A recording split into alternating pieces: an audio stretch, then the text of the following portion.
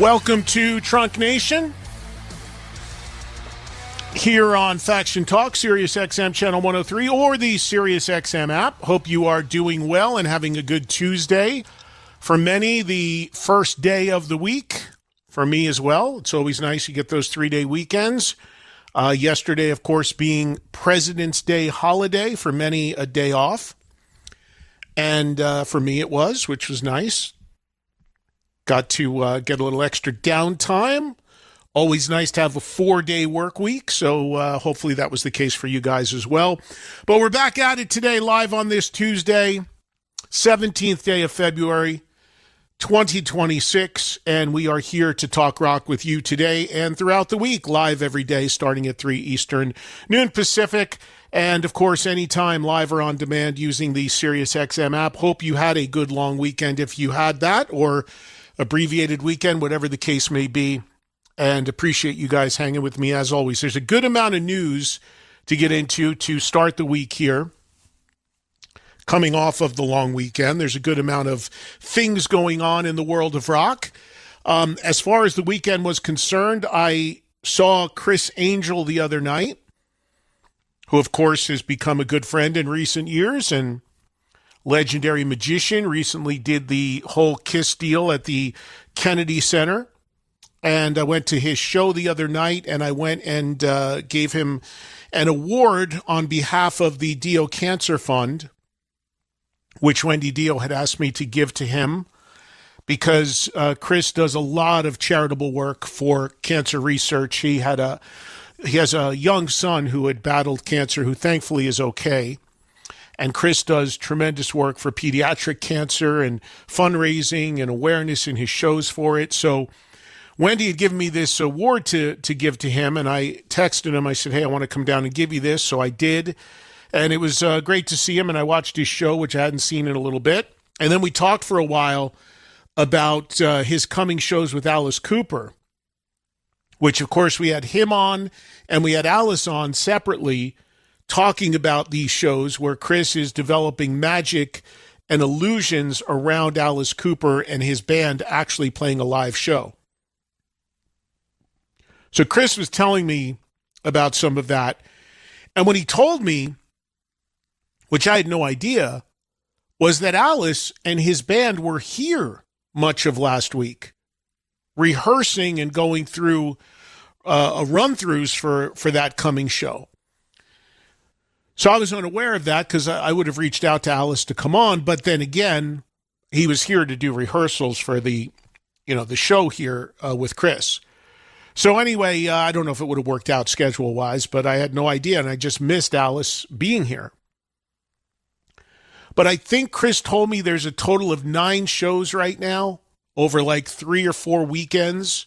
First couple being in early March, which unfortunately I won't be able to make those initial shows because I will be doing speaking gigs in Ohio, which are on my website, and I hope you come by and see me if you are in those areas of Ohio.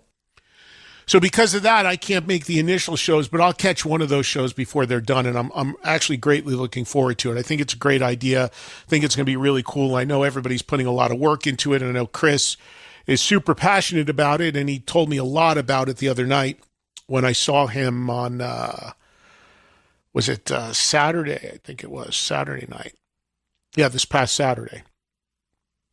So anyway, no, it was Sunday night I saw Criss. I'm getting screwed up since today's Tuesday.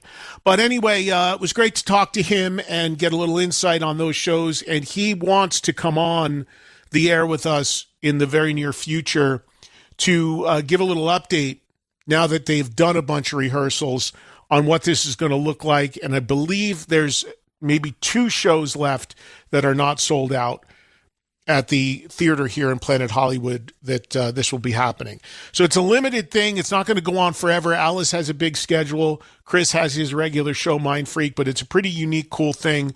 And we'll maybe do another round of discussing it with Criss and get more insights now that it's starting to really take shape a little bit more.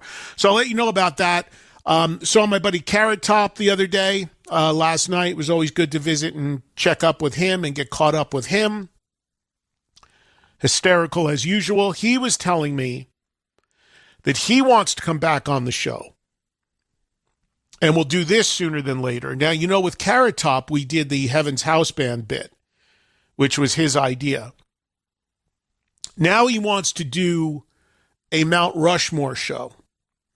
So we were hashing out what that would look like when I was talking to him last night. And we're going to fine-tune that a little bit, and we're looking at doing that sooner than later on the air. So we should have both of those guys, legendary Vegas entertainers and residencies, coming on back on the air with us soon. It's funny because I use the term residency, and I say this all the time, and you've heard me say it on the air many times. There is a thing now where bands come into Vegas and they do like 3 shows and they call it a residency. It's not a residency, but it's become a buzzword. Residencies are when you do, you know, months, years. And Carrot Top has a bit in his show where he goofs on that because he has been doing his show. This is amazing. He's been doing his show in Vegas for 35 years. He has been here. And he has been in the casino he's in now, the Luxor, for 20 years.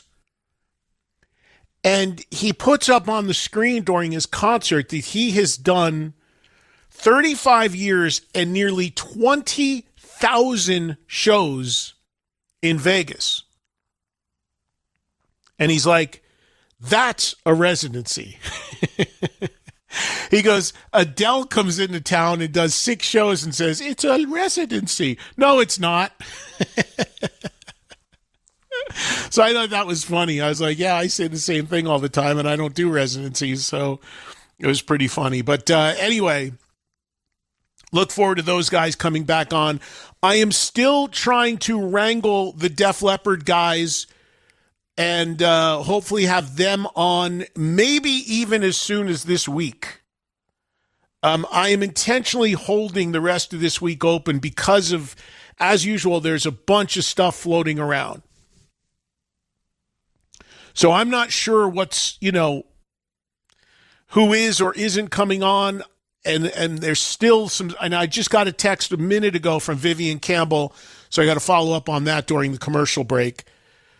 But I'm hoping I get Viv and or Phil between, you know, maybe this could happen any minute, like, because they're here all month still doing their residency. So it could be tomorrow, Thursday, Friday. I don't know. I'm trying to lock it down. I'm going to go over there and see those guys tonight. So maybe I'll get it locked down tonight, and it could happen very quickly. So I'll let you know as soon as I do. As I always tell you, keep an eye on my social media at Eddie Trunk, X, Instagram, and the Facebook page. As soon as stuff breaks, I will post there to let you know. But hoping for somebody from Def Leppard before they wrap up this run, which is now a little more than halfway done, as they continue through the end of February at Caesars Palace. So a lot going on here in Vegas as usual. Keep you posted as we go. Now, diving into news today, and we're going to keep things open today, so we've got a lot of time for your calls, officially free-for-all mode. You want to get on the air on anything, 844-686-5863 as usual. And we'll get to your phones here in a minute after I get you caught up on some news coming off the weekend. And diving in on that and the theme of Vegas and the theme of residencies, couple things floating around. We are still waiting for Metallica, who are heavily rumored to be going into the Sphere, to announce that. Still no official announcement. But the other thing that started bubbling a little bit, and I think this came from an interview that Danny Carey did, the drummer from Tool, saying that they are very open and interested in going into the Sphere. And it seems like there's dialogue going on with that, which could be super cool if it happened because, as you know, Tool have very, very strong visuals to what they do. A lot of those visuals driven by my bowling partner, Adam Jones, the band's guitar player. So we will see if that comes to fruition. Now, it used to be the business model of the Sphere would be that in order to go in there and have it make financial sense, you have to be able to play like 10, 15 shows and basically sell them all out in a place that holds nearly 20,000 people. Well, that's kind of shifted a little bit because you are seeing bands go in there for 2 or 4 shows, leave, and then 3-6 months later come back, do 2-4 shows, leave. So that's a little bit of a revision on the business model. The reason why it's like that is because in order to use all the visual aspects of the Sphere and build that out, it costs a tremendous amount of money, so you need to be able to do enough shows to recoup that. But once they build the program around your music, then they can just plug it in when you show up and play. I don't know how it works, but it would almost be, I think, like plugging in probably a super high-tech SD card into the Sphere. You've seen Phish do that. The jam band Phish has kind of been doing that. So that would be, I would think, the business model Tool would announce. But then again, I'm seeing bands do crazy business in there that I never thought were big enough to do that. Like No Doubt has sold out like 14 shows or something.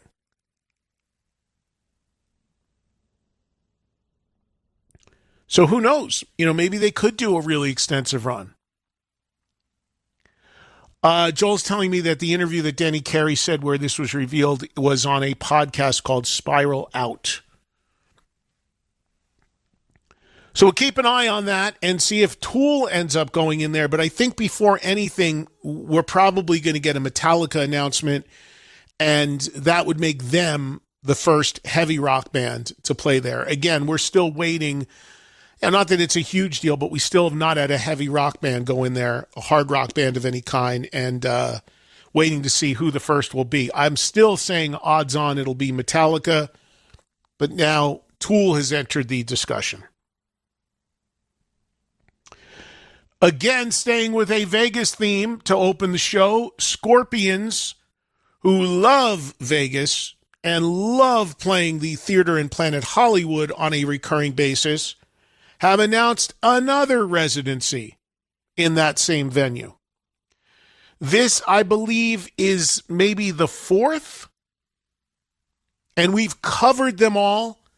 We've had them on for every single one, and we'll probably have them on for this one as well. Like the previous one, the opening act will be Buck Cherry. So this is basically a redo of exactly the same bill that they had when they were here last time. I say here because I am in Vegas right now. Again, Planet Hollywood, the dates are September 17th through October 3rd. There are days off, as is the norm, especially for an older band between shows.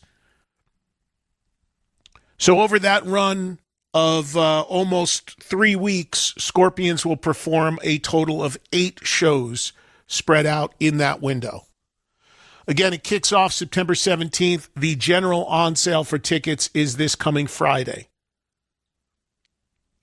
And as I said, I am sure when those guys get here, we will have them in studio again. Last time we had Klaus, Matthias, and Rudy, the big 3, sitting in the Vegas studio with us. You can see that right now on YouTube, and you can also hear it, of course, on the SiriusXM app.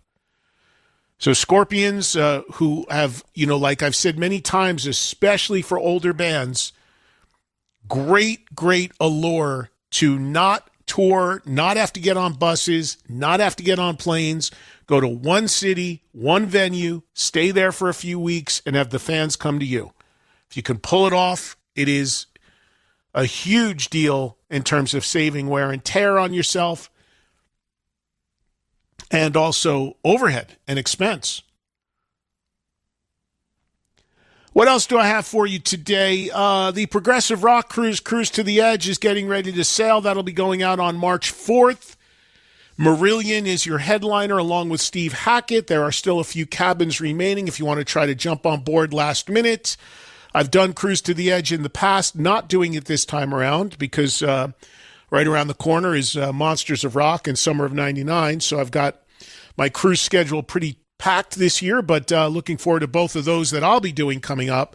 But if you're in the prog world, make sure you check that one out. Again, sailing very soon with some great progressive rock bands on board. The band Death Clock is out with Amon Amarth. Saw Amon Amarth here in Vegas about a year ago. This bill is running April through May. Death Clock have announced some shows they've broken off that they'll do as headlining dates scattered around days off with Amon Amarth, so check your listings if that is of interest to you.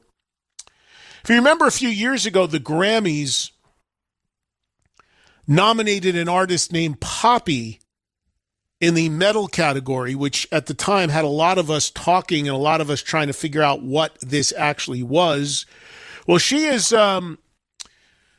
really started to advance in her career and made some real good headway in terms of having a following and building an audience, and has become quite popular doing a mix of a lot of different things. Her music's a mix of, there's certainly metal aspects to it, but there's all different stuff going on. Anyway, she has announced a tour today that runs July 7th through August 19th. Also, Jay Buchanan, lead singer of Rival Sons, you know, we had him on the show to promote his debut solo album, which is now out. It is very much an acoustic-based singer-songwriter type album. Jay is doing a couple events in New York City. So if you happen to be in New York, Jay will be doing a signing at Rough Trade at Rockefeller Center in New York City. That's this Wednesday at 6 p.m., signing copies of his solo record. And then this Friday in New York City, you can see Jay performing at Silver Linings Lounge, and that is in the Moxie Hotel in the Bowery, and that'll be at 8 p.m. So for my friends in New York City, chance to see this extraordinary singer in a very stripped-down environment. Maybe meet him, of course, at the signing, and also see him perform songs from his debut solo album. Other tours, a lot of tours announced today. Let's see, we've got Santana and the Doobie Brothers, a co-headlining tour in amphitheaters, going out June 13th through August 27th. So that is what is known in the business as a shed tour. If you have an outdoor amphitheater in your part of the country, you likely might see a date there along those run of that period of time. Of course, Carlos Santana has done a residency here in Vegas forever at the House of Blues. Still continues, by the way, but breaking away from that, obviously, to do a tour. Also announced today, Breaking Benjamin, Chevelle, and Starset on a completely different end of the rock spectrum. A run of dates starting September 2nd through October 24. Mostly amphitheaters, some other venues in there as well, as they get a little later into October. I know the Breaking Benjamin guys. I saw them at Rocklahoma last year. I've done some stuff with them. Great guys, real good band. And Bruce Springsteen has announced live shows today with the E Street Band. Those dates will start March 31st and run through May 27th. Note, there will be a political aspect to these shows. So I'll leave it at that. If you are going to these shows to see Springsteen, he has made it well known that there will be a political messaging and angle to these shows. So if that is of interest to you, have at it. If you don't want to hear politics, you might want to stay away from this run.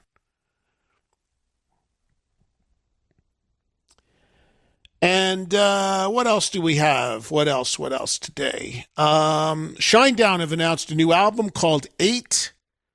It'll be out on May 26th. I believe that's what it is. It's a different kind of spelling of the word 8. They have a tour that starts on May 13th.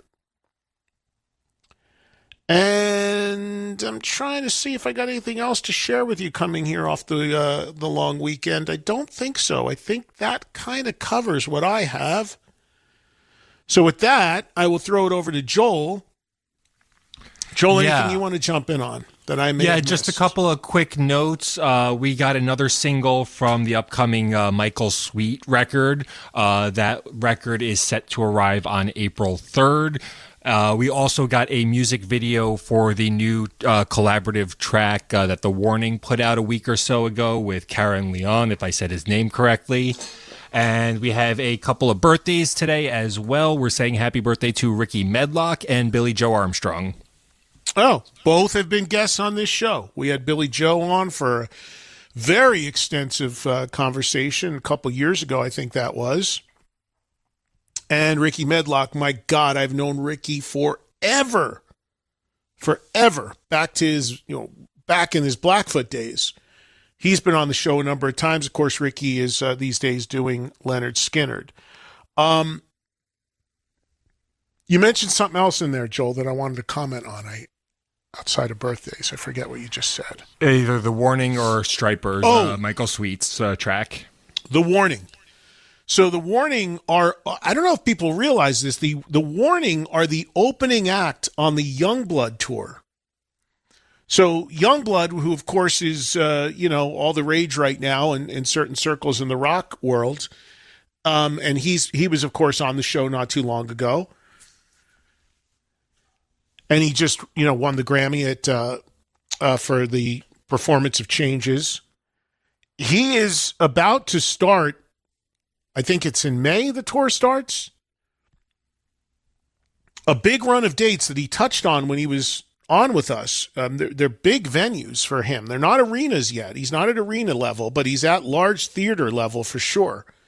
5,000 cap rooms. And on most of the dates, The Warning are the opening act.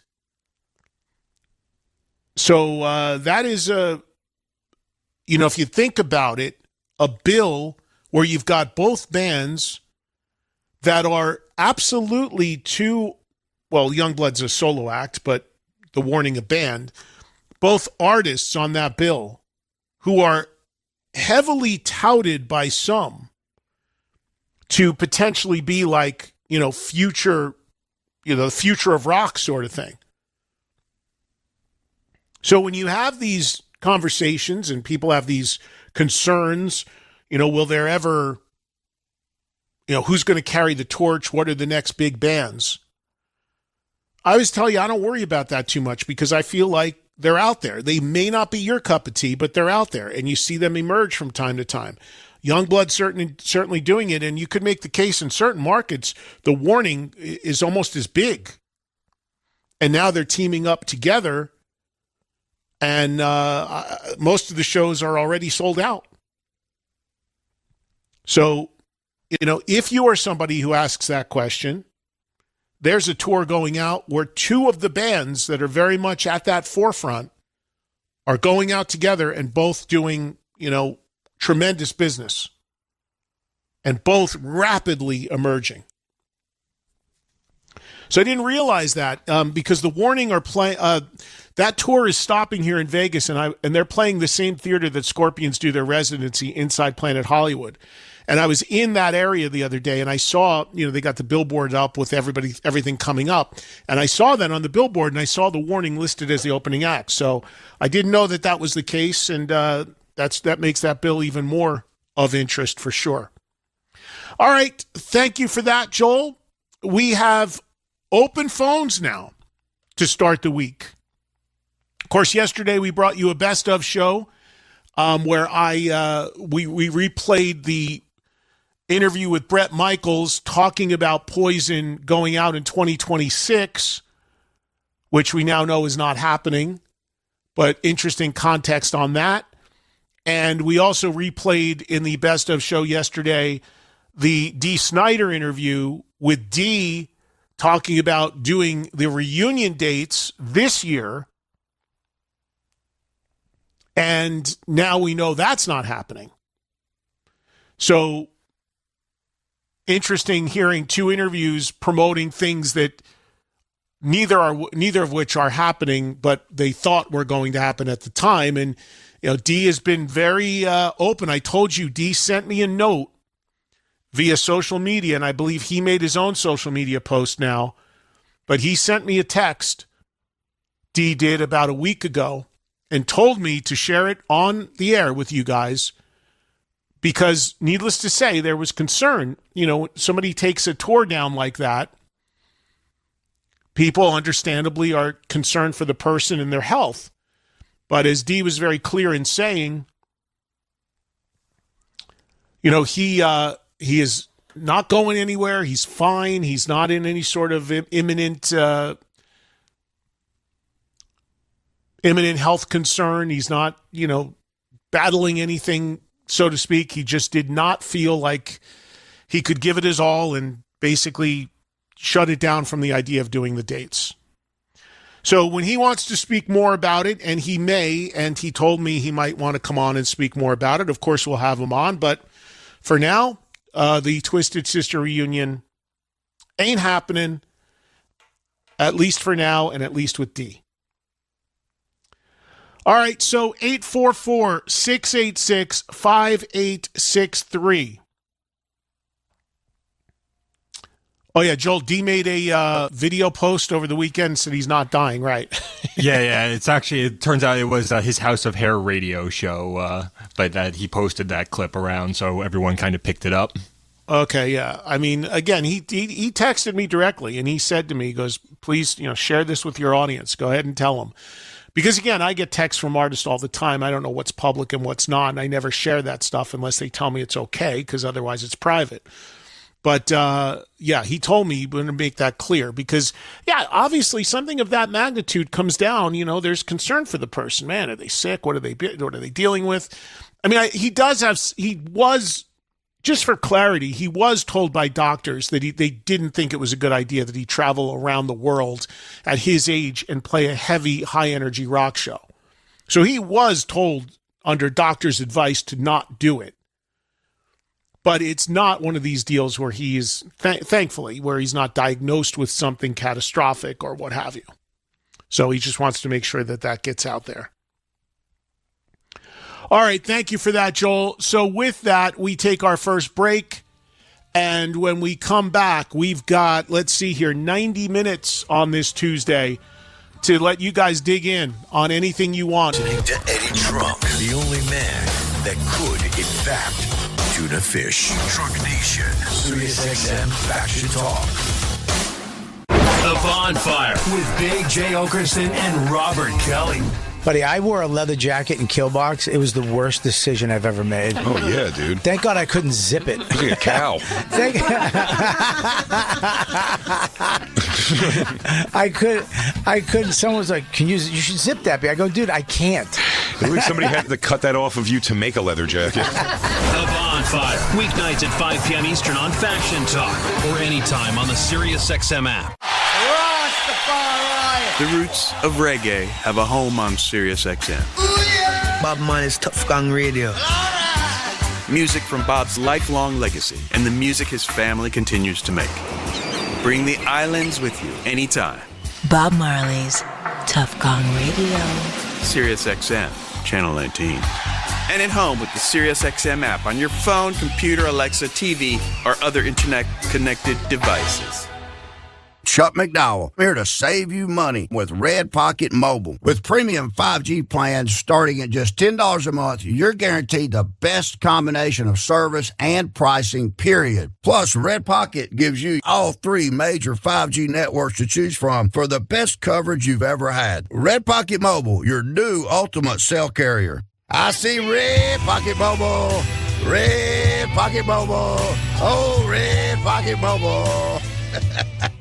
So am I the only one who thinks watching TV is way too complicated? Not at all. It's ridiculous. There are too many services, and don't get me started on the cost. Good thing we found Philo, a better way to TV. I know, right?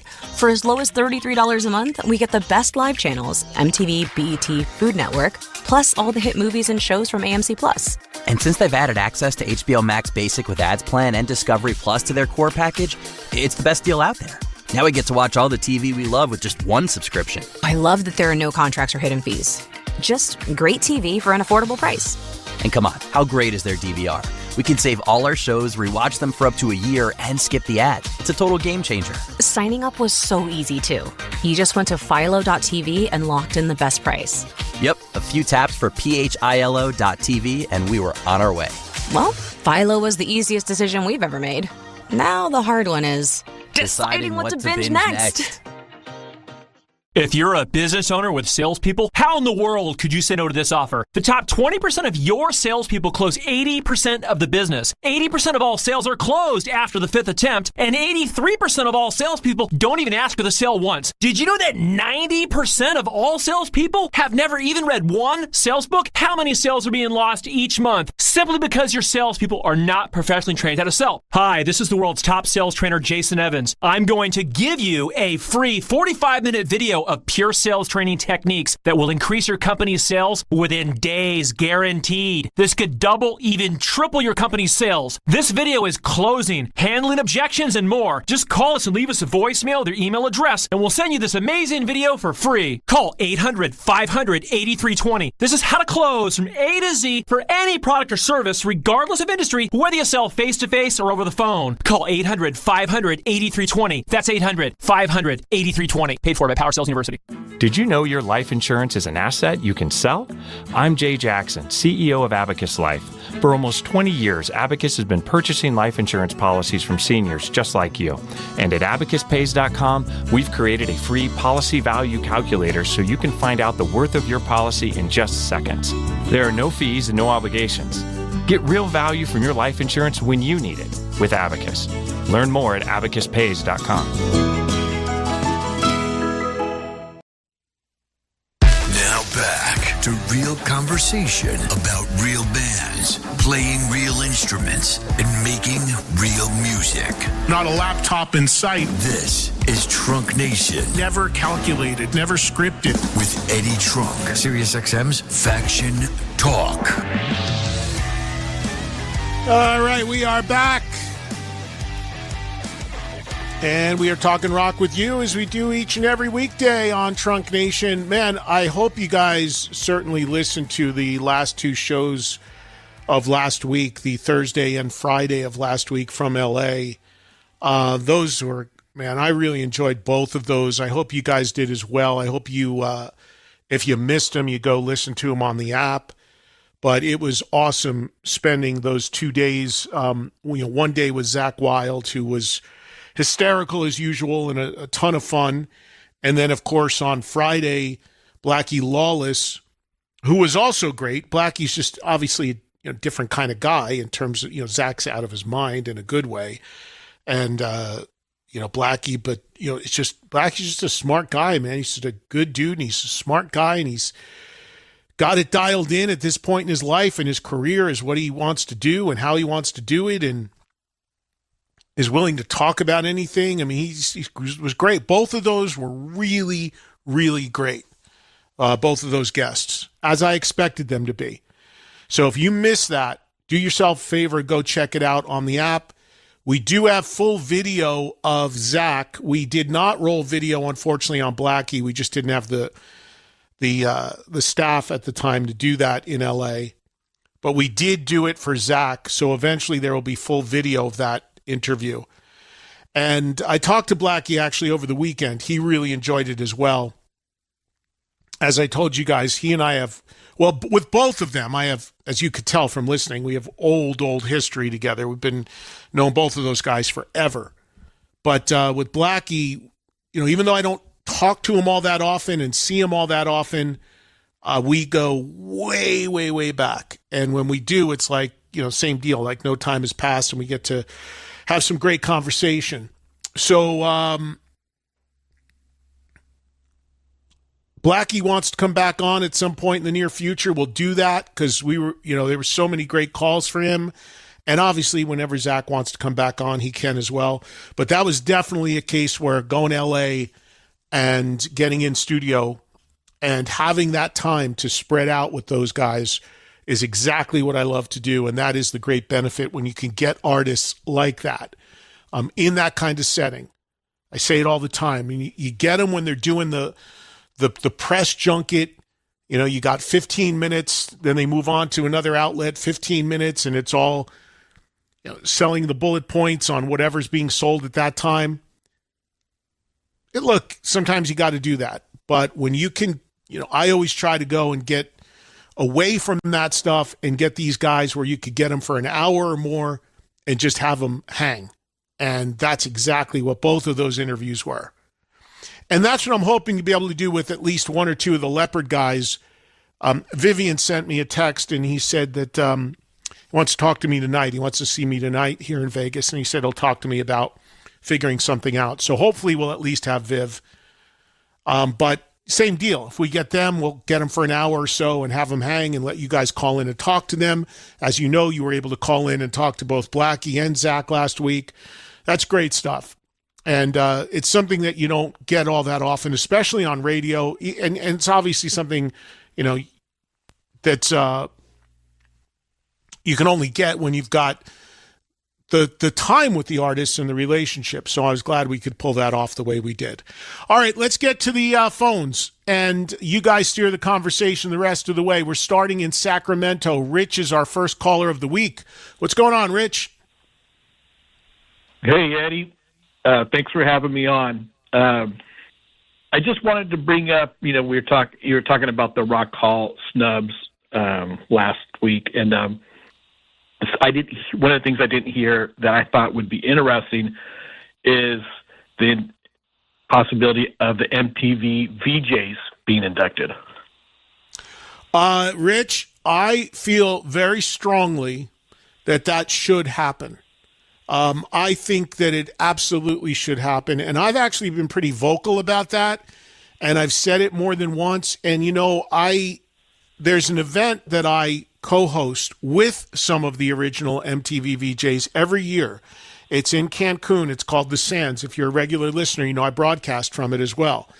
And yes. Mark Goodman and Alan Hunter are my co-hosts at that, as is Julie Brown. Now, she's not an original, but she was obviously a big part of MTV, especially on the dance side. And Julie is, all three of them are great people and friends and super nice people, and always love seeing them at that event. So we all host that thing every year. And when we do some stuff where we're on stage together, and I have said, as recently as the most recent event with Mark and Alan on stage with me, I've said on stage to the audience that should happen. I agree 100%. Have you heard anything about if there's, any of the people who are on the nominating committee, if they've even discussed that? No, I really don't. And, it's a question I could bring up. I mean, again, I do know some of the people on that committee.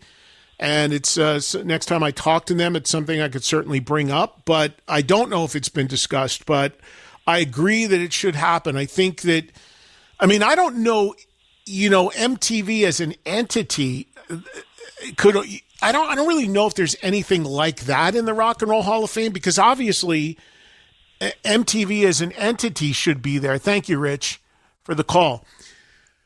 But I don't think the Hall of Fame's really done anything like that, like where they've never, to my knowledge, put in like a record label or a media outlet.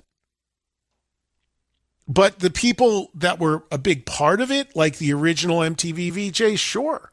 I would think that, they painted such a huge, huge picture for so many people in what was this pioneering thing at the time with music videos and the power of that channel at the time.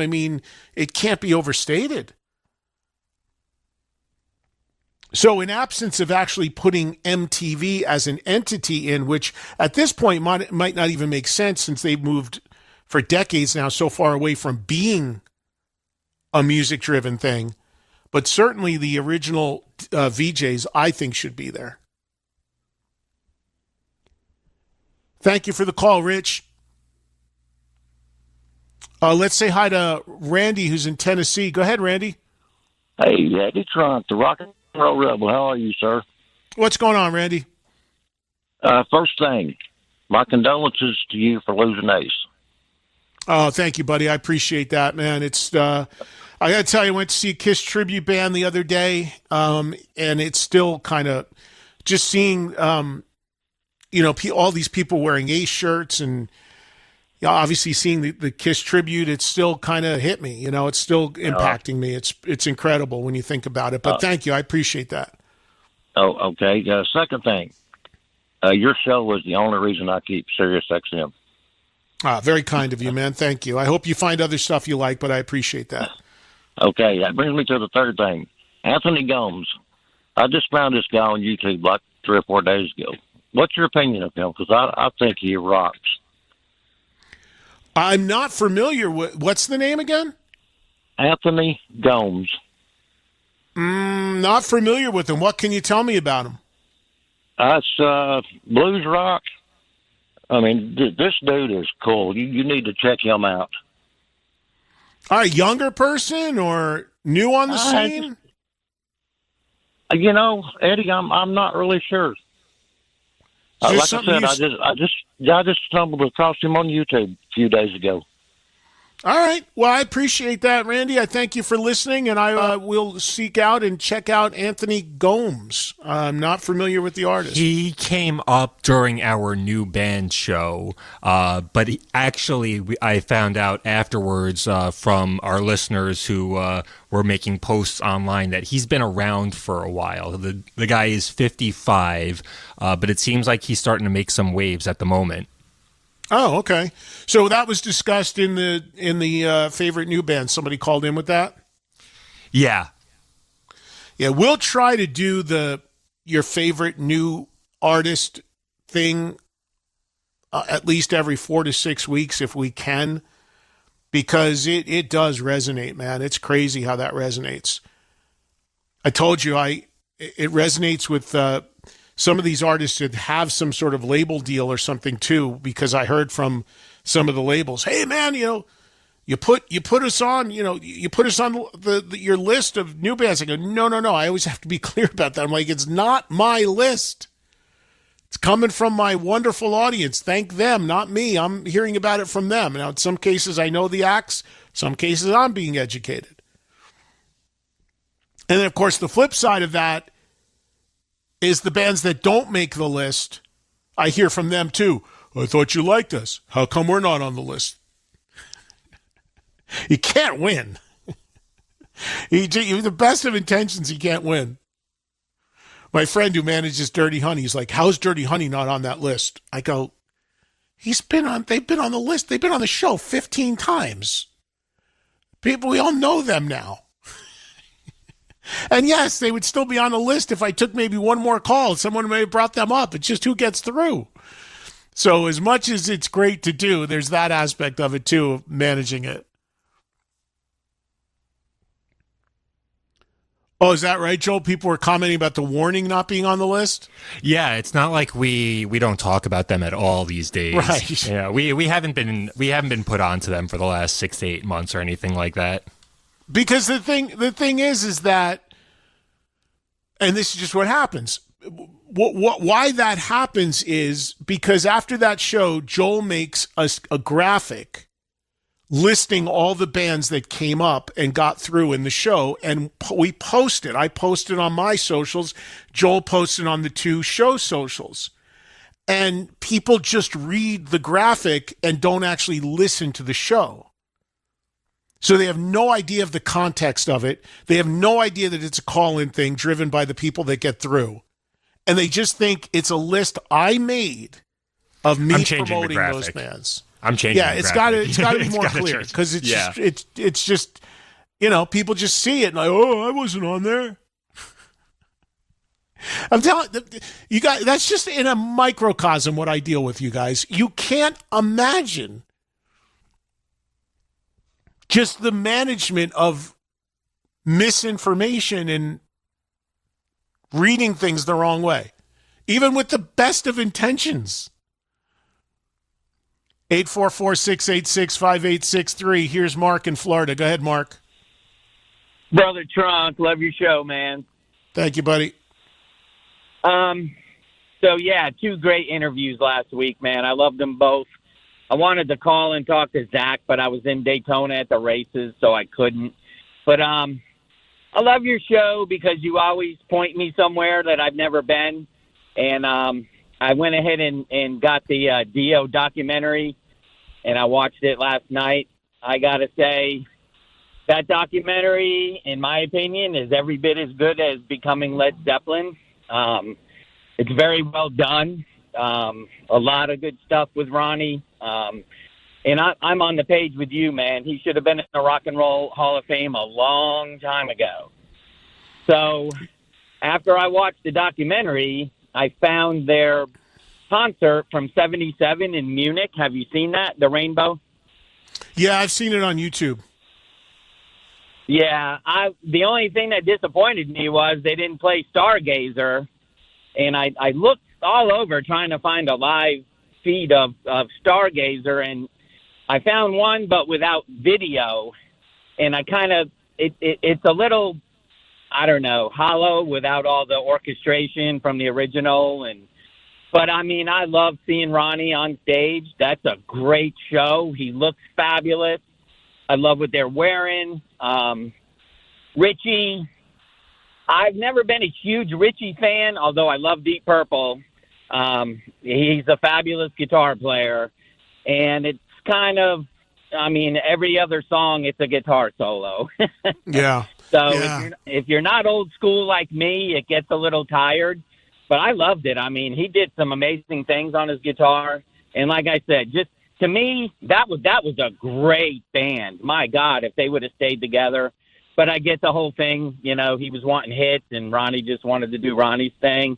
But I just wanted to thank you, man, for pointing out that doc. It's a great doc. Anybody hasn't seen it, you got to see it. It's fabulous. But thanks, Mark, man, I appreciate it. Hey, Mark, hold on before you hang up. Where did you see it? Did you buy it? Did you see it streaming? Where is it airing right now? Yeah. You can get it on Prime for $3. Okay. So on Amazon Prime for $3. You can buy, by the way, you know that it's out physically for those out there. And thank you, Mark, for those out there that, because occasionally we'll hear from people that they want to own things physically. You know, they want a DVD, they want a Blu-ray. You can get the Dio documentary was released physically as a Blu-ray and I believe a DVD. I have it. So if you still have the players and you still want to own the packaging, you can get it that way. But as Mark just said, if you want to stream it, $3 on Prime, well worth it. It did well when it came out. I still think there's a lot of people that never saw it, and I can't recommend it more highly, and that's not selfishly because I'm in it. It's just because it's great. And I think I told you guys this, the person who directed that documentary, Don Argot, he is the guy who most recently did the 6-part Taylor Swift documentary that I think is on Hulu right now, her tour documentary, the most recent one. Because he's also done he did the documentary on the Kelsey brothers, which led to the Taylor Swift thing. He did the Lamb of God documentary. I know he just directed a coming new video for Anthrax. So Don has done a lot of metal stuff along with his partner, Demian Fenton. But the Dio doc, those guys did, and they did a phenomenal job on it. I told you guys that story when I went to the screening of it initially in Austin, Texas a few years ago. And the very first voice you hear in the Dio doc is mine over a reenactment of these kids playing a Dio record. And I had no idea that they were going to do that with my voice. It was crazy how he did that, because I did not do that as a voiceover. But he the way he dropped it in was incredible. But it's so well done, that documentary. It really is. Going back to Mark's point about Blackmore. Yes, Blackmore, at a certain point with Rainbow, and even with Deep Purple, got very noodly, where they would go on these jammy, free-form explorations of music where they would take a 3-minute song and it would come in at 15 or 20 minutes long. Some people love that aspect of what Purple and Rainbow did, others not so much. But the one thing, and I think this is really important to state, especially since we still have Ritchie Blackmore with us, and look, you know, he's up there in years, he had some health concerns, but Blackmore, it cannot be overstated what an important, influential guitar player the guy is. And I know he left rock music many, many years ago. I know he's a fairly reclusive figure. He's a fairly polarizing figure to some. And he's a guy I always wanted to interview, but never have. But you cannot overstate his influence. Brilliant player. And his influence on so many players. And I've said that so many times about Deep Purple as well. But in America, it's just not seen the same way. But it is enormous around the world. And when you watch that old video from 77 of Rainbow that Mark just brought up, which was in Germany, I believe, I mean, you can see it, man. You could see so many other guitar players in what Blackmore is doing because he influenced them. Here's Eric in Pennsylvania. Go ahead, Eric. Hey, thanks for having me on. I got a couple. I actually called in with one question about Jack Russell's book. I can't find it anywhere. Matter of fact, the only place you could find it in hardcover is on eBay for like $120. I don't know if you had any leads on that, why they got pulled from the shelves. You just can't find it anywhere. No, are you saying so you think it was discontinued? That it? I mean, if I remember, so I remember we had Kate, who wrote the book, on the show to promote it, and because at that time, I don't remember. I think Jack had passed away when the book came out. So I think Kate ended up doing the interviews for it. And I do remember there was something with the publisher, or the way they put it out. I don't remember the exact story about it, but I do remember it being very expensive even on its initial release. But I don't know if it's been taken out of print or not. Well, I got it on Kindle. I always download samples first. So I have the sample. And then when I read the sample, I go back. If I want to read it, I'll purchase it. And then I tried to purchase it, and it's nowhere to be found on Amazon servers. So I looked on a couple other websites, and it's nowhere to be found. Libraries don't carry them. It's very intriguing. I don't know what's going on with it. I didn't know if it was something like the Guns N' Roses book that's been delayed, maybe due to court battles, or somebody got their hair up. I don't know. Yeah, no, I don't know. I've not heard much about it. I don't know how it did when it initially came out. I know that it was an odd thing at the time because it was done with Jack's involvement, and then Jack obviously passed away, and I don't know, sometimes when stuff like that happens, who did want it to come out, who didn't, who did approve it, who didn't.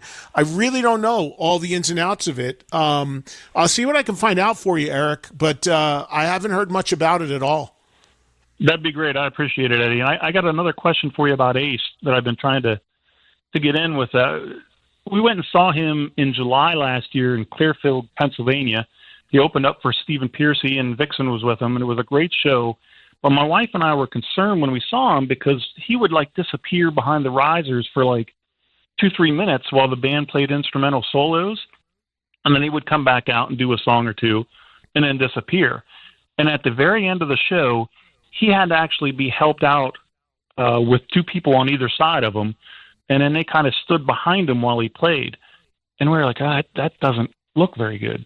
I don't know if maybe was something going on back then, or was it just Ace being Ace and he kind of worn out at the end of the show. I mean, it was a great show, but No, I don't think there was anything going on from a health standpoint. I mean, he could easily have been fatigued and burnt out at that point, or just tired, or maybe not feeling well at that particular show towards the end of the show. I really don't know, because obviously I wasn't there. But, the idea, and thank you, Eric, the idea that Ace had, something going on health-wise or sobriety-wise or anything like that towards the end of his life, it's not true. I mean, I know the guy. I talk to him on a regular basis. I mean, it isn't. It's just that I will tell you this.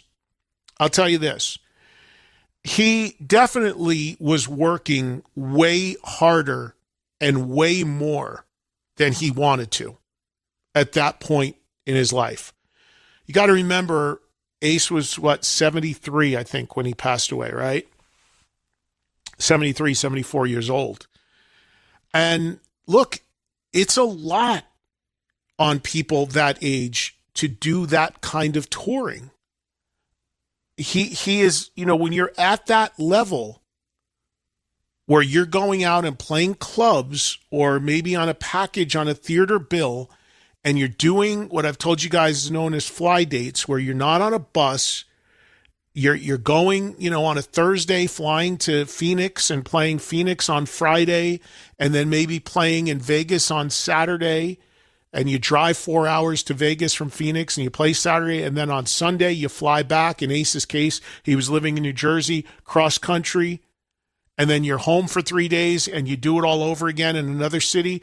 I mean, that really grates on you after a certain point.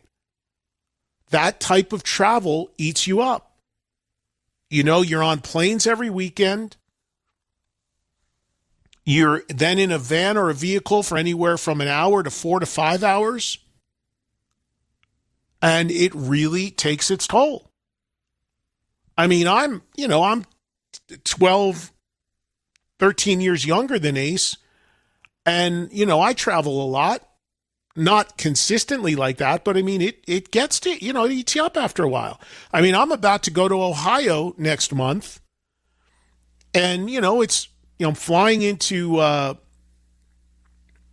think Cleveland or Cincinnati, whatever the city is where I'm starting, to do a couple speaking shows.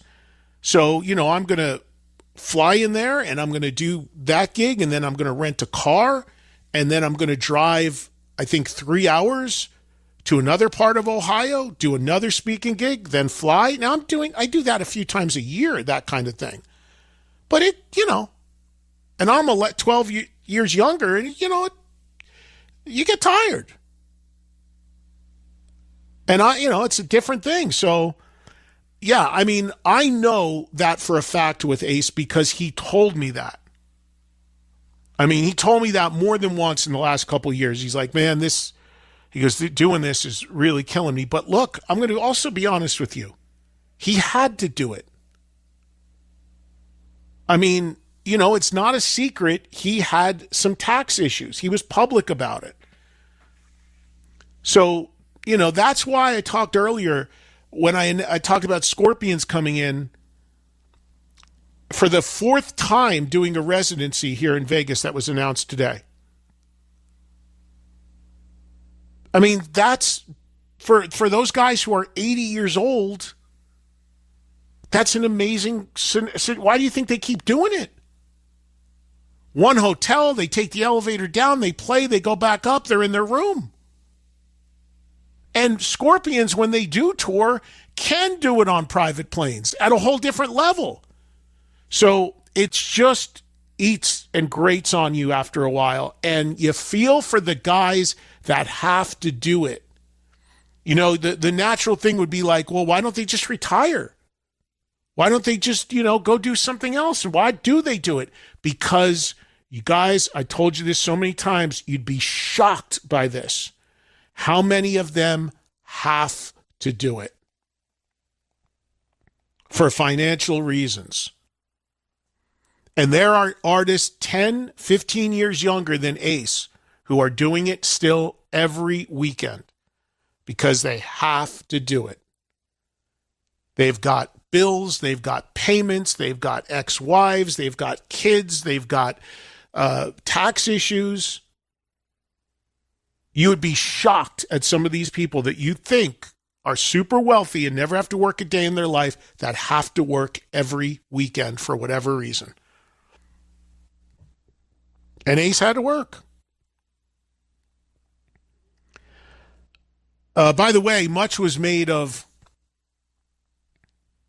I saw some discussion online on the internet, much of the news outlets from the Blackie Lawless interview picking up Blackie saying during that interview about Gene Simmons and his comments about Ace, and Blackie being very upset about it because Blackie had a long history, as you heard in the interview with Ace. And Blackie got emotional about it, as you probably may have picked up on. But he didn't pull any punches on his thoughts with Gene saying that. I saw that made some headlines. And if you notice, somebody might look at those headlines and see it happen on my show. Oh, Eddie probably pushed him on Gene. No. If you actually listen to the interview, I never brought up Gene or those comments at all.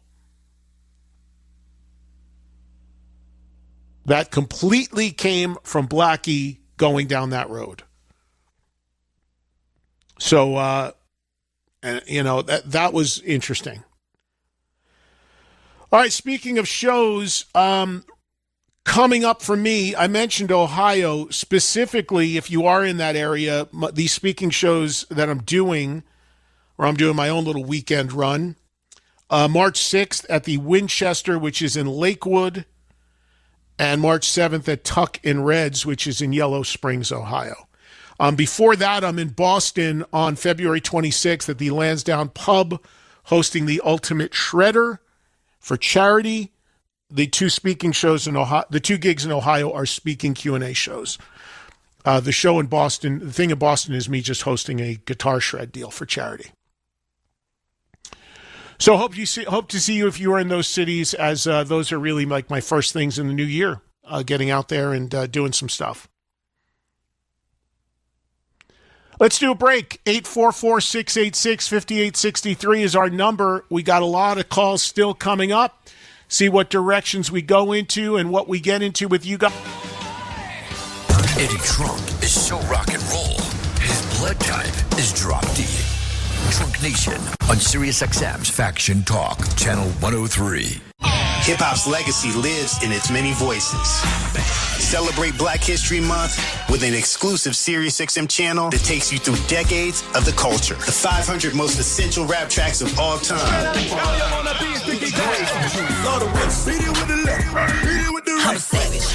Hip-Hop Chronicles. Year-round on the SiriusXM app and for a limited time on Channel 105.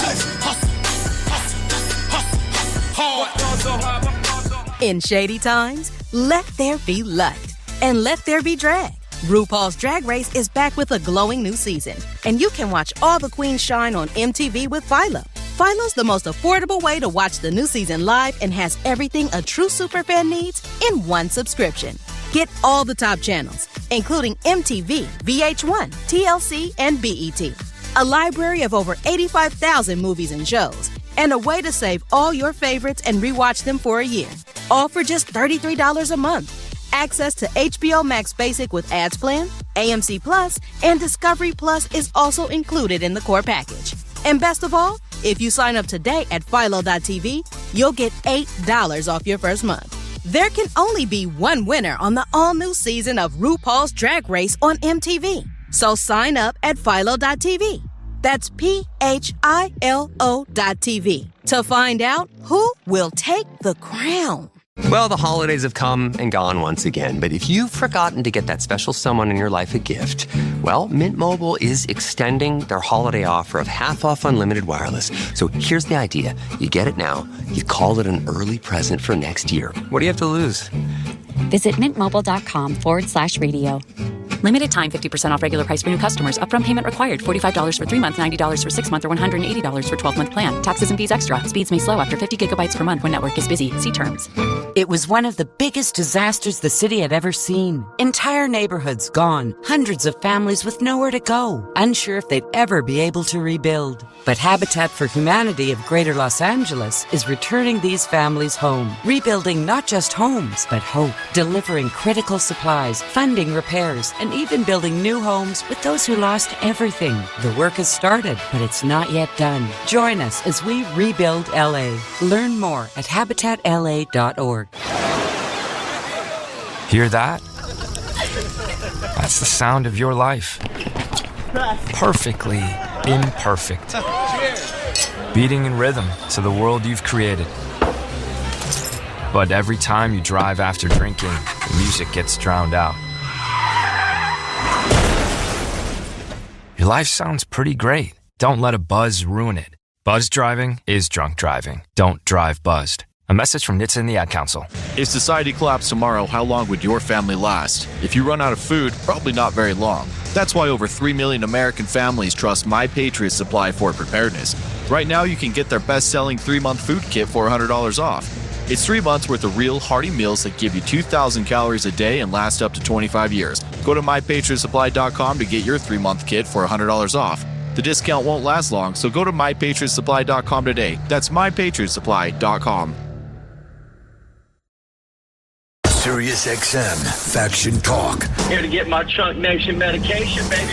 Trunk Nation. Let's give the people what they need. In Trunk. All right, welcome back to Tuesday Hang Talking Rock with you, and we'll be doing so all week here, of course, live in the 3 to 5 Eastern window. Anytime, live or on demand via the Sirius XM app. Yesterday was a holiday, so first live show of the week will be live throughout the week. Coming off of 2 phenomenal shows from L.A. on Thursday and Friday with Zach Wild and Blackie Lawless in studio. So starting the week off and hanging with you guys and letting you get caught up with anything you want on the phones. And we'll see what happens tomorrow and throughout the week. We always can keep things open. We might do a couple topic things, but I'm trying to juggle potential guests. If you weren't listening at the start of the show, there's a bunch of stuff floating around.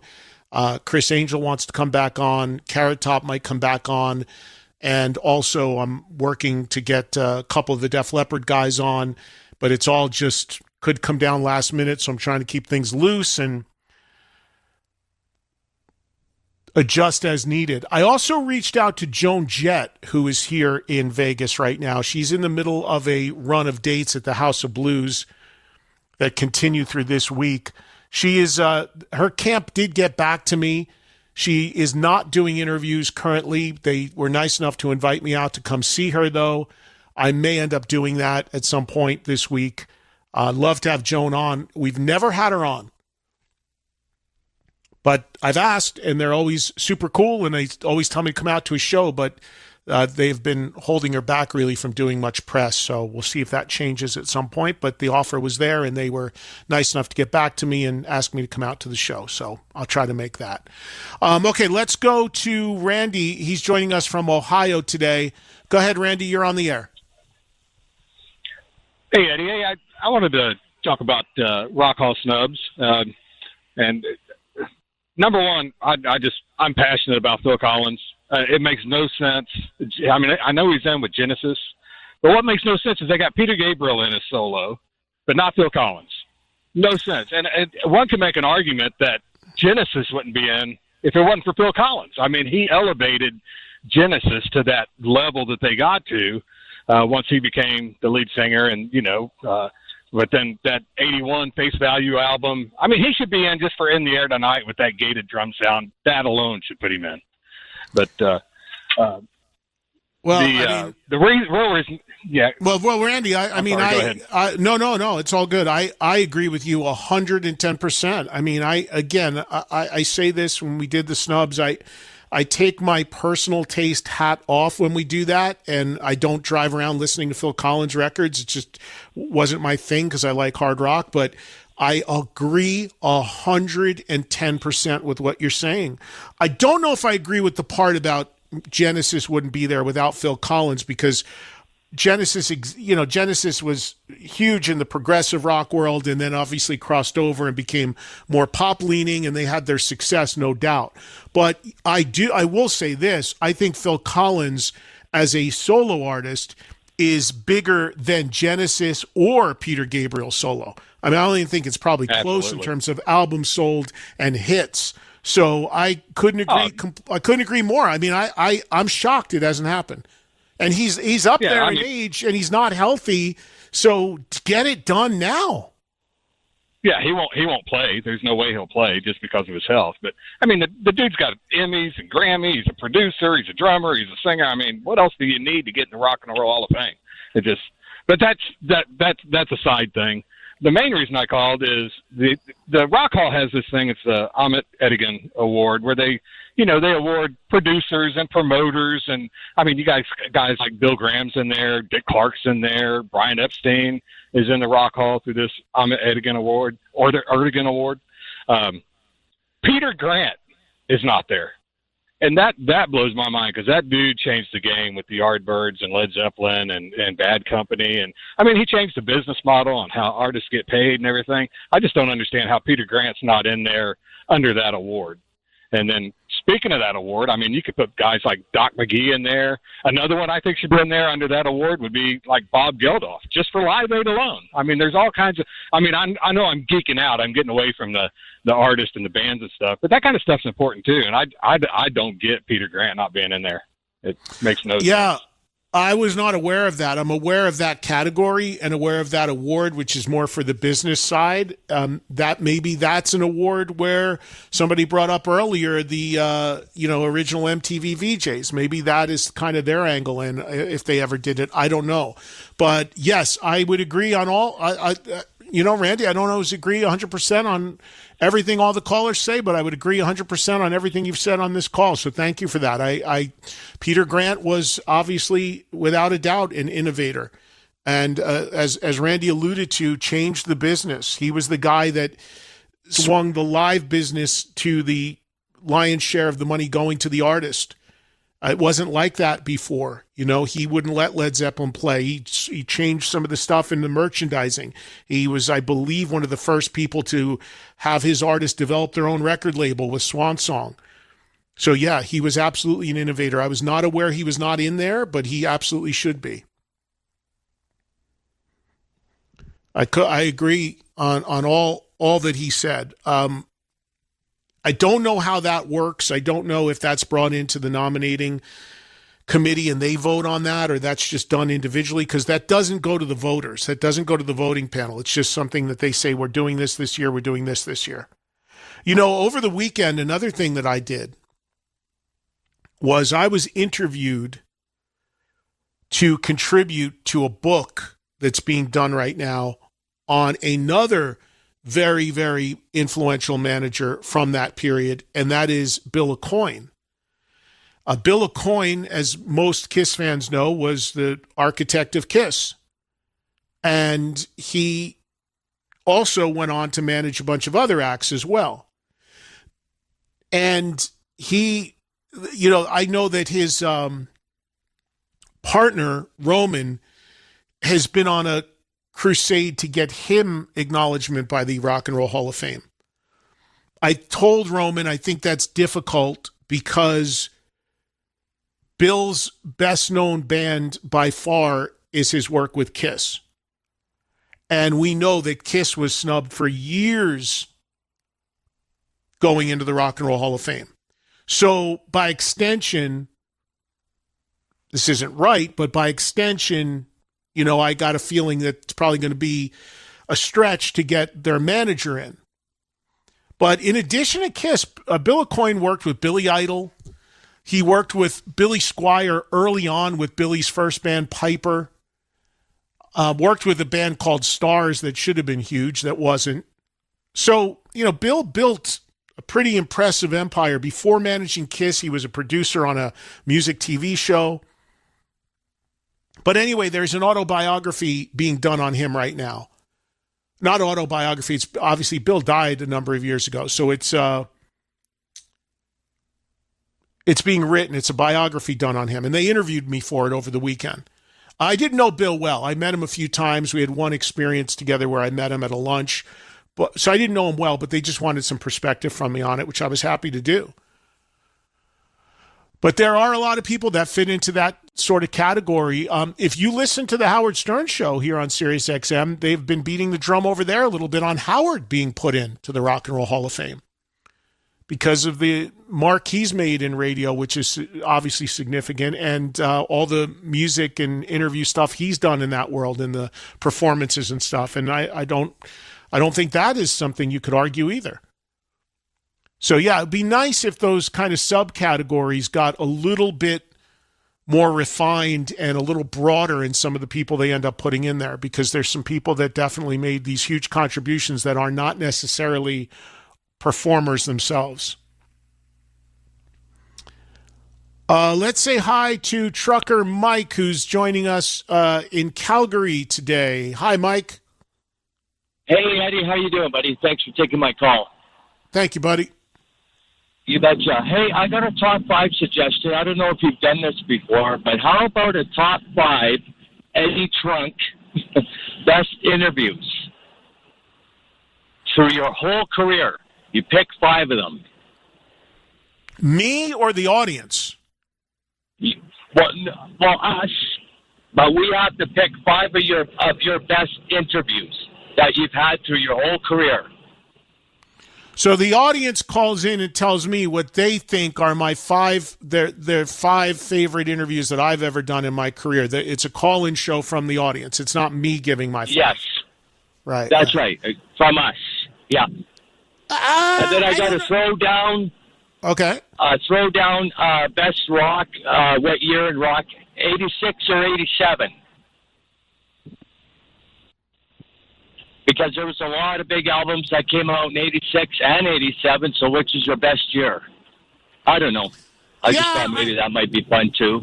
Yeah, it could be. The other day I was at a club here in Vegas, and there was a band playing that's just called 1983. Thank you, Mike, for the call. And I was said to the guy who books the club, I said, what is that band? And he said, it's a band that just does rock and metal from 1983. And then that made me stop for a minute. I'm like, okay, so what came out in 83? Why would they just focus on that one year? And off the top of my head, I'm bad with years. I'm really bad with timeline and years, as you probably picked up on if you listen to me for a long time. Sometimes I'm just so off with my timelines on what came out a certain year or whatever. Whenever I used to do Stump the Trunk on that metal show, whenever somebody came at me with a question like, what year? I'm like, you got it. Give them the prize. It's just, I'm just never been a good year. To this day, I don't really know people's birthdays that are in my family. It's terrible, but I'm just bad with that. But yeah, so my reason for bringing that up is you can go 86, you can go 87, you can go 83. I mean, you can go 84. I mean, you could probably jump around a lot. And to do that, you'd really have to have people unlike me who are really good with years knowing what came out in certain years. So I don't know how that would work. And as far as his first thing about people calling in with their favorite interviews I've ever done, I'm open to that. But the problem there that I would see is that we have people that listen to this show that have started listening to this show a week ago, a day ago, a month ago, 5 years ago, 10 years ago, or have been listening to me or watching me a couple days or going back to day one 43 years ago. I actually met a guy who told me that he remembered the first, he was from New Jersey, obviously, where I started, that basically said, I've basically been listening to you for 43 years. I was like, man, I feel like I owe you a couple bucks or something. So my point in that is that if we did a call-in like that,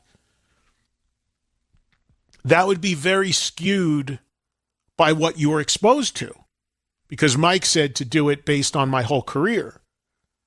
So, you know, if you got somebody who's only been listening for the last year, they're not going to know about anything earlier, so they're not going to have that perspective. There's a ton of stuff that I've probably done that people never heard or saw. And then there's people that have. So that's the problem off the top of my head, the way I would see it. Where it still could be fun, but it's going to be very targeted towards what your exposure was to what I've done. Now, because of YouTube and so many things being there and people posting things there all the time, you know, there might be things that people have found that they didn't hear initially that they've gone back and heard. So I don't know. Joel, what do you think of that idea? I don't know. I'm kind of back and forth on it. I think it could be a lot of fun, but I think, like you said, I think a lot of people are just going to be left like scratching their heads about certain things. Yeah. You just want to do stuff when you do those sort of shows that really pull everybody in. You know, you want, you know, whether they're throwdowns or top fives or whatever. I always say this: you want stuff that's really brings everybody in as much as you can. And if it's too fragmented, it might not kind of work. But I'll think about it. Thank you, Mike. I appreciate it. Thank you very much. Here's Melvin in North Carolina. Go ahead, Melvin. Hey, Eddie. Eddie, I appreciate you taking my call. Sure. Long-time listener, first-time caller. I really appreciate everything you do. Thank you. I wish that I had, because I listen every day, I wish that I had a lot more to offer as comments and stuff, but I was in the truck and I was listening, my pickup, and I was listening, and I heard the comment about the VJs. And so I'm about your age. I'll be 61 this year. And so when MTV hit, I was, you know, a young, impressionable guy, and the original VJs, you know, MTV was a big thing. And when I heard the question about the Rock and Roll Hall of Fame, my first thought was to look. I immediately went to Google and searched Alan Freed, who I guess you probably know who he is. Mm-hmm. And I looked to see, is Alan Freed in the Rock and Roll Hall of Fame? And he went in and I think it was the non-performer category in 1986 in the original class. And I think that's a pretty good, you know, precedent. A lot of times you're looking for a precedent of who's in, who's not in. Well, they're in, they should be in. And I think if you've got Alan Freed in there as a DJ who I incorrectly told your screener that he was credited with coining the term rock and roll, which is not true. He's credited with popularizing it. And when rock and roll was a pretty divisive thing socially for a lot of reasons. And promoting, and of course the Alan Freed, and he did concerts and other things. But I think that I think that's a pretty good precedent for saying these 5 original VJs are. I think they're good candidates and qualified. Yeah, I agree. I mean, the difference is that I don't think, and thank you, Melvin. I don't think the original MTV VJs. Pretty almost certain of this, they had nothing to do with what they were playing on MTV. The VJs maybe as time went on had a little bit of an impact, influence or some voice in programming, but they were there to do what they were told to do in terms of scripts and content and setting up those videos. But to me, that doesn't diminish anything if that is the case, because again, they were still the face of it. It was a whole new medium at the time. They were still the personalities. They were still what you identified with it. And they still also did the interview segments. You know, I mean, they did when there was guests and all those, as the channel developed, all those segments and features and legendary interviews and what have you. So I vocally right in front of Mark and Alan to an audience made that case in Mexico last year.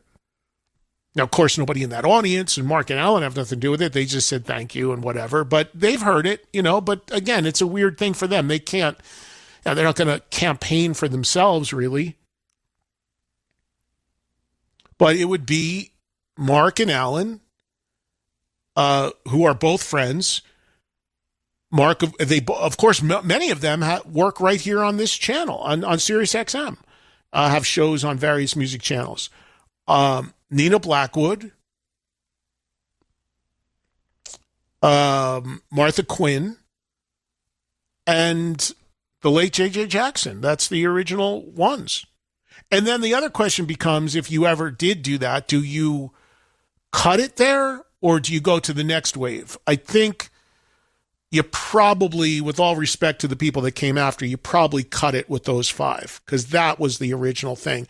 And again, if you are maybe a bit younger and you never really were part of the MTV generation, this might not make a lot of sense to you, but it cannot be overstated.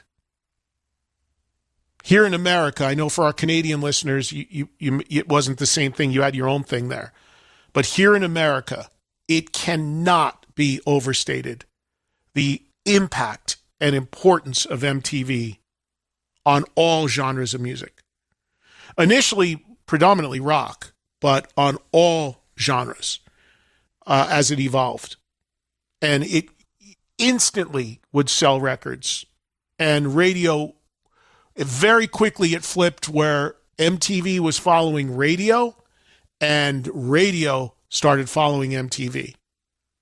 You got your video playing on MTV. It was like being played on 100 radio stations at the same time in America. It was, and it was the first time people started seeing music and seeing people and hearing from these personalities. And there weren't a lot of videos before MTV. And then all of a sudden, these elaborate videos started to come up. So it can't be overstated, and you really wouldn't necessarily give the entity an award or a Hall of Fame, but I think doing the original VJs would make a lot of sense. Going back to Alan Freed, yeah, I mean, to his point, that is a case where the Hall of Fame got it right, doing it initially with the initial wave of inductees. I'm just pulled up the Wikipedia. Alan Freed, who died in 1965, American disc jockey, produced and promoted large traveling concerts with various acts, helped to spread the importance of rock and roll music throughout North America, including popularizing the term rock and roll. So he didn't invent the term, but widely popularized it.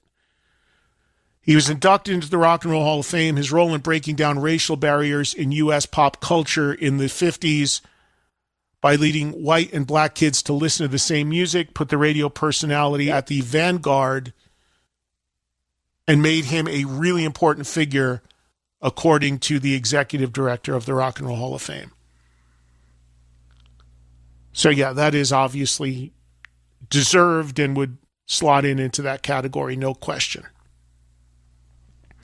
Here is our buddy Kraus in Mexico City. Kraus, what's happening, bud? Hey, Eddie, Joel. Thank you, Chris. For the record, I said on the air 5 weeks ago that my money was on the Seahawks. Just saying. How cool is that the brothers Harstow are coaching our favorite teams? Yeah, and I was bummed that I was going to bet on the Super Bowl and I didn't get it in time because I would have bet the Seahawks and taken your advice, Kraus. So next time, Next time. Hey, just quickly, Bill O'Coin discovered Donna Summer, by the way, and he managed the career. And Donna is in the Rock and Roll Hall of Fame, which makes absolutely no sense with Inexes, Boston Sticks, The Simple Minds, Emerson, Lake and Palmer, even Uncle Ed, The Smither, and Devo are not in, Wait a minute.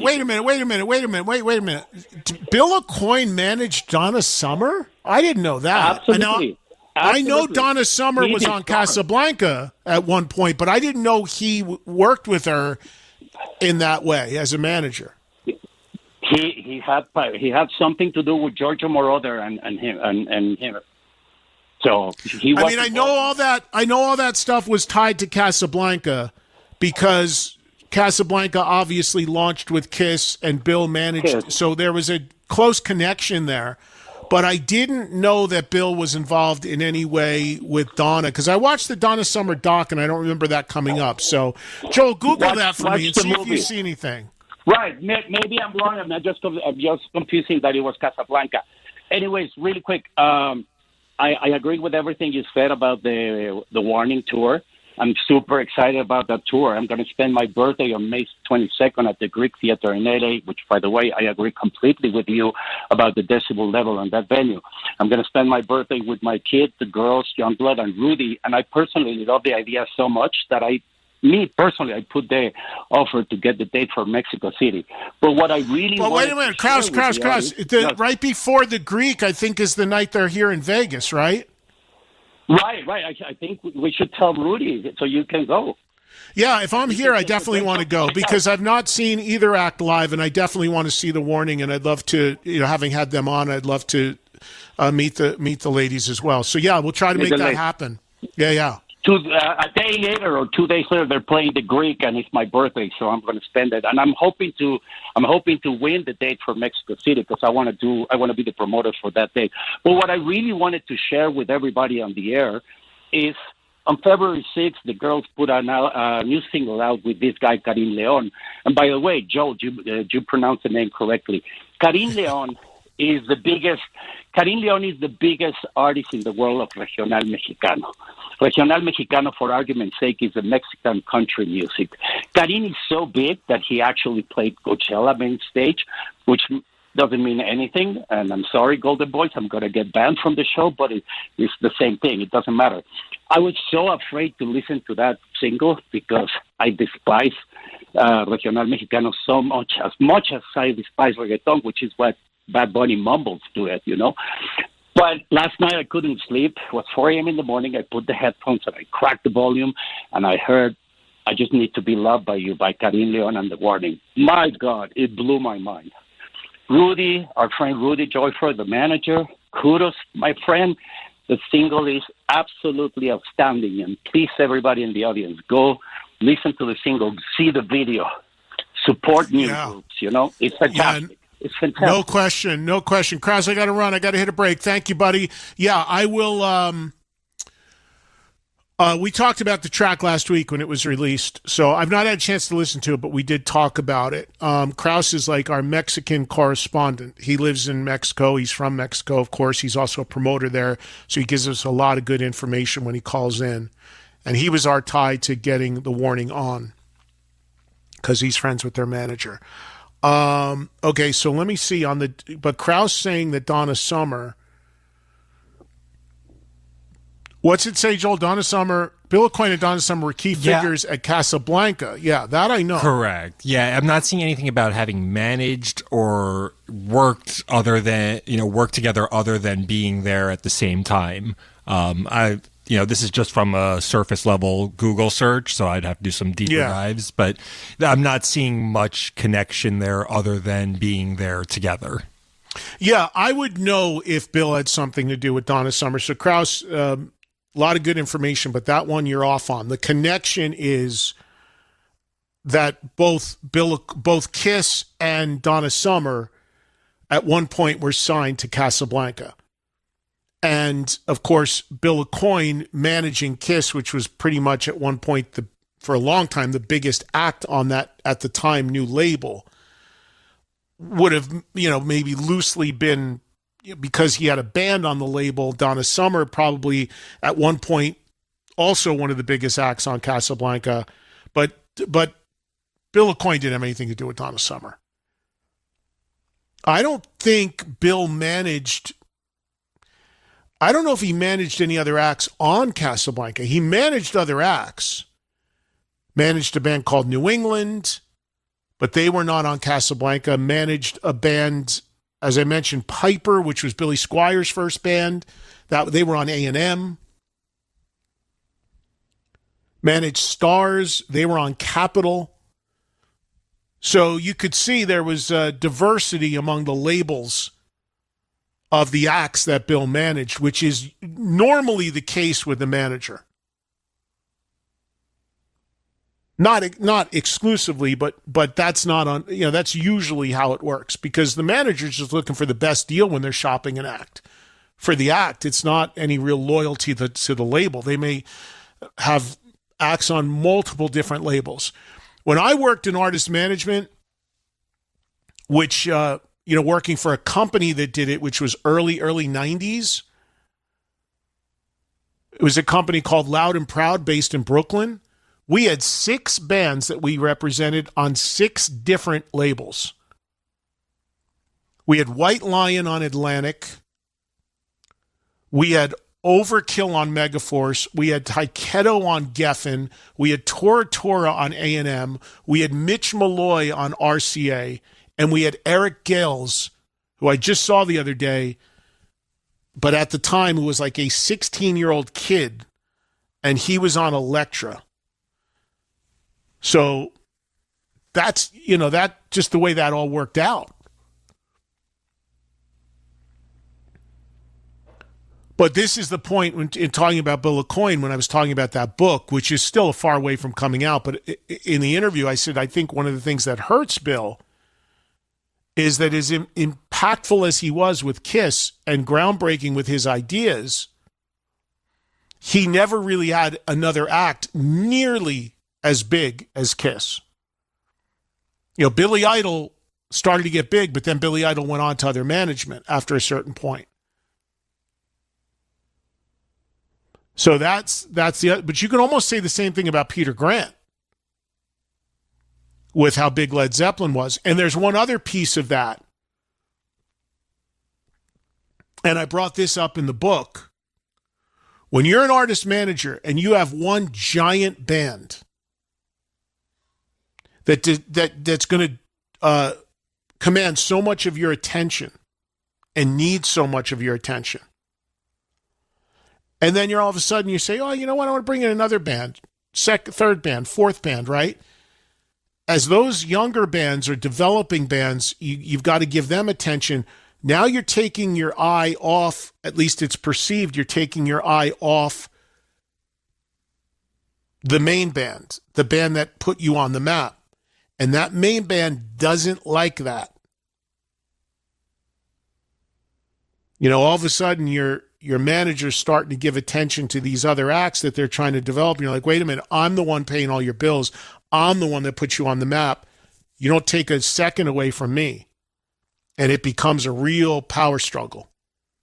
And there were some thoughts about that with Aucoin back then where, he started with KISS. KISS becomes this enormous band, mid-70s. And now all of a sudden Bill's like, okay, I want to bring in this act. I want to sign this act. And then all of a sudden KISS starts saying, whoa, Bill, we need you. You're taking your eye off of us. Knock it off with the other bands. And that becomes a bit of a problem.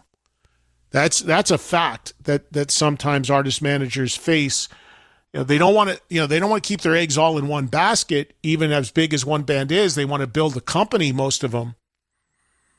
But it's a push-pull because you got egos and who's demanding whose attention. It's very, very hard. Here's Steve in Tampa joining us. Go ahead, Steve. What's happening, bud? So much. Thank you for taking my call because I called a little late today and you got me going on tangents. But let's get to the topic. My top 5 rock and roll Hall of Fame snubs. I had to drop off Soul Asylum and Replacements honorable mentions because I think Soul Asylum eventually has a better chance.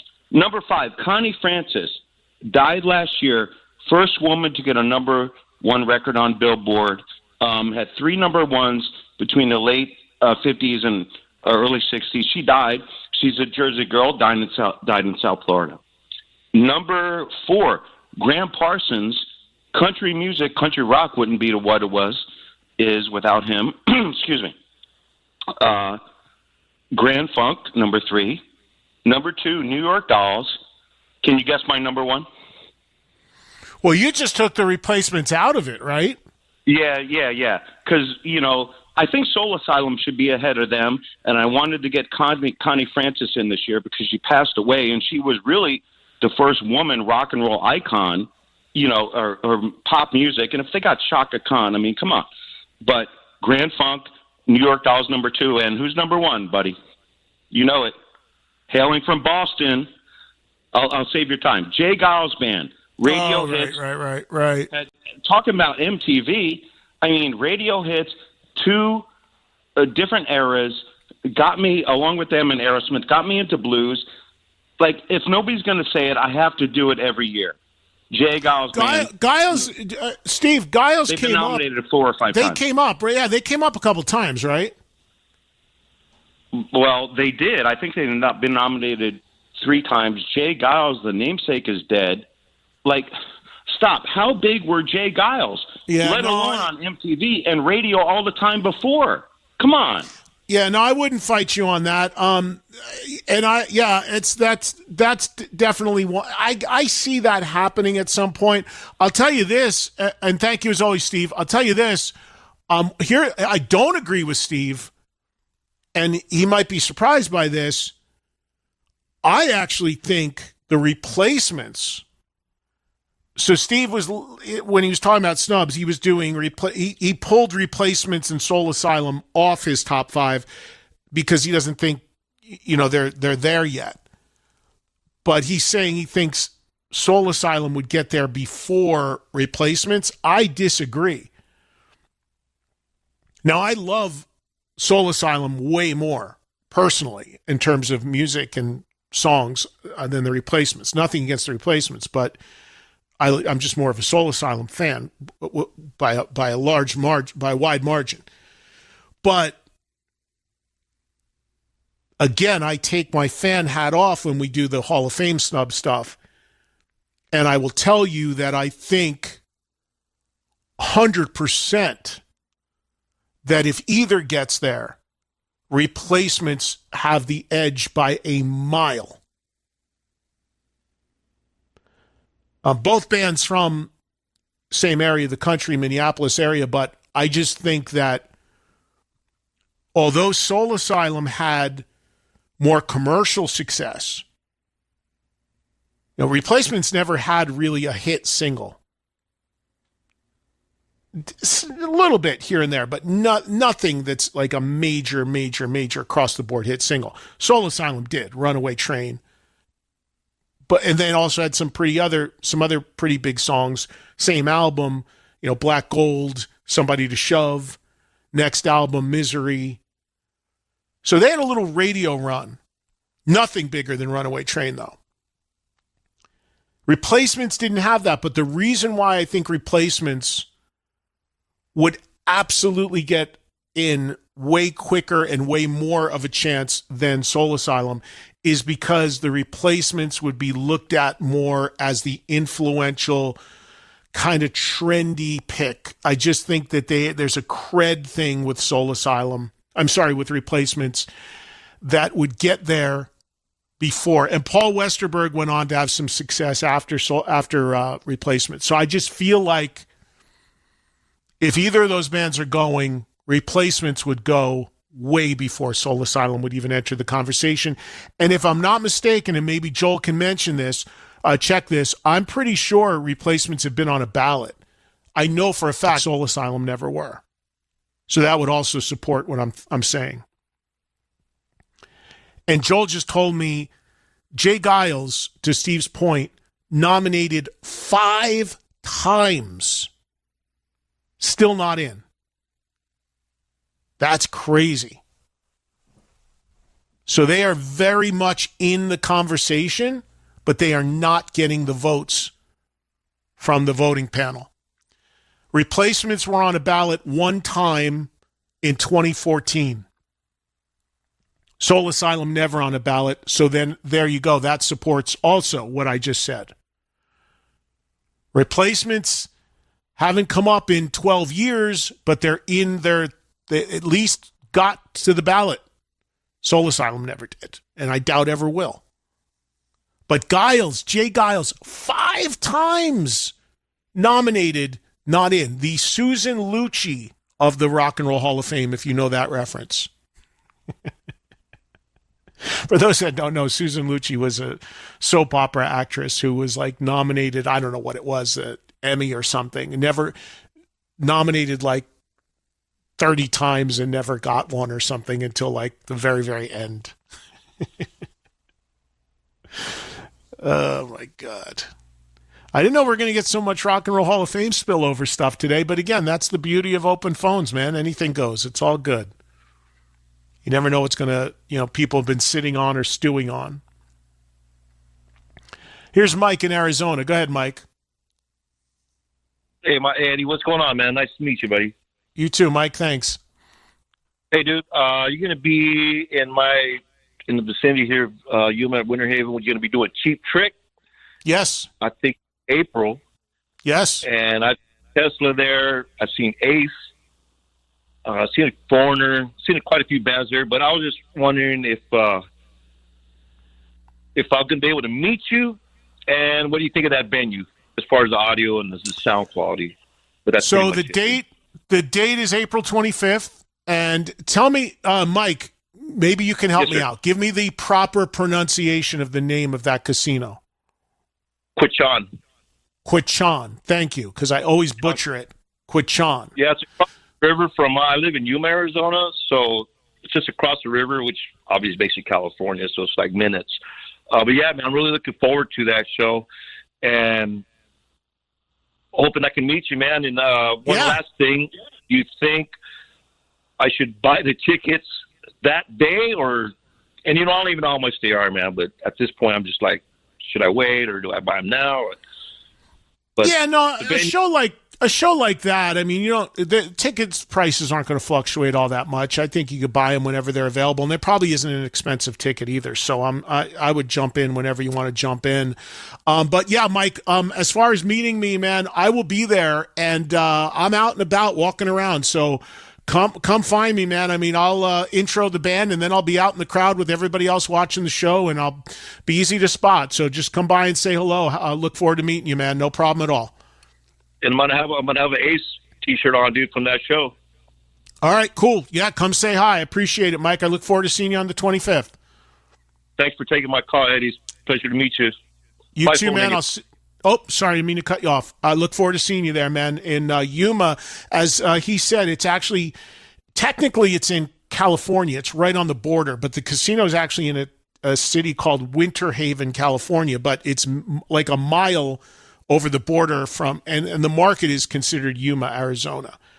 Went there for the first time last year, hosted a ZZ Top show. We'll be back there April 25th to host a Cheap Trick show. A friend of mine is one of the managers of that casino, so that's the hook for me. Nice enough to bring me out to do that. When I did the ZZ Top show there a few months ago, I did not get to hang out much during the show or after the show, because after I introed ZZ, I watched a few songs, and then I had to get to Phoenix, which is a couple-hour drive, 3-hour drive, because then the next morning I flew out to host that event, and I had to be in Mexico.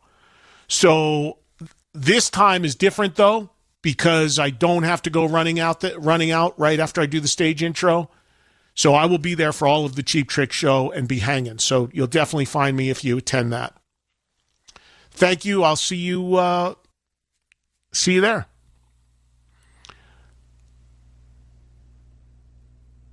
Let's say hi to, let's get David in North Carolina in here. Go ahead, David. You're on the air. Hey, Ed. How you doing today, bud? Good, David. What's happening? So, real quick, I wanted to get in my Brush with Greatness and an interview request. The interview request is Keith Roth. I hear on Sirius, I listen to a lot of him on other channels. I would love for you to sit down and pick his brain for 30 minutes. I think it'd be a really good interview. I know you guys know each other, but I would love to hear that. Okay. Secondly, when Kiss was on the reunion tour in '96, I was in Orlando to see the show, and I'm coming through the castle there in Disney, and I look up, and there's Gene and Shannon and the two kids. And the kids are small, so I just kind of, as we came out of the castle, they got on a ride, and Gene got on a bench and was sitting there watching them. And I went over and told him, here to see the show and a big fan. And honestly, he looked like he could have cared less. But I looked at him and I said, I wanted to wait till your children were out of the picture, because to everybody else on the planet, you're Gene Simmons, but to those children, you're Dad. And when I said that, that really got his attention. And then it was a 5-minute, he was really engaged. He was super nice. Anyway, that was my brush with greatness, and I take your responses off the air. Love the show, Ed, and you're killing it on the weight loss, man. You're an Adonis. Keep going. Thank you, David. I appreciate it. I'm trying, man. I'm trying in my advanced stage. I appreciate that. Thank you very much. All right, so to David's points,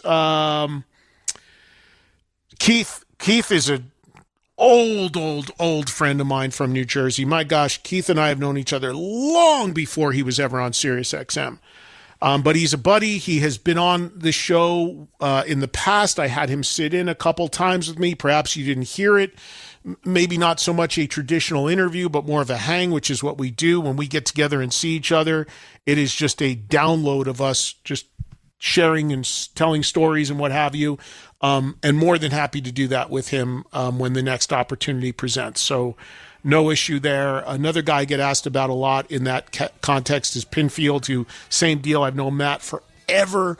And whenever we get together, it's just like music nerd central. So maybe we'll get them all and, get everybody on a mic and have a total nerd out one show. That'd be fun to do. Thank you for that call and cool story about Gene. Appreciate that as well. All right, I am sorry if I didn't get to you. As I mentioned, I'm kind of keeping this week kind of loose right now because I'm waiting to hear from the Def Leppard guys. They could come on as soon as tomorrow. I just don't know. So stand by, keep an eye on social media, and we'll go to phones if we don't have guests. We'll see how the week goes as we kind of feel it out here. Thanks for listening, everybody. I'll talk to you tomorrow live at 3 Eastern.